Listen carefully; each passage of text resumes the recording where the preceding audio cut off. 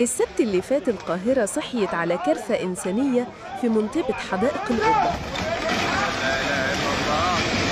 لا إله إلا الله. أشهد لا إله إلا الله. ولا حول ولا قوة إلا بالله. عقارين وقعوا فوق بعض والناس جوه.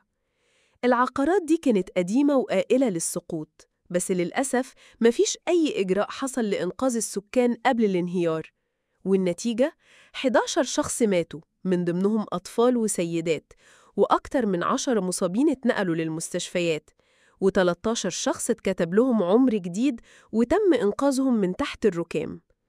النيابة بدأت التحقيق، والأجهزة الأمنية أخلت العقارات اللي حواليهم وقطعت الكهرباء عن المنطقة كإجراء احترازي، وشكلت لجنة فنية لمعرفة مين المسؤول الحقيقي. الناس هناك بتعيش في رعب، بيوت كتير زي دي ومفيش رقابة ومفيش صيانة ولا حتى إنذار قبل ما تقع فوق دماغ السكان. كل يوم في بيوت بتنهار.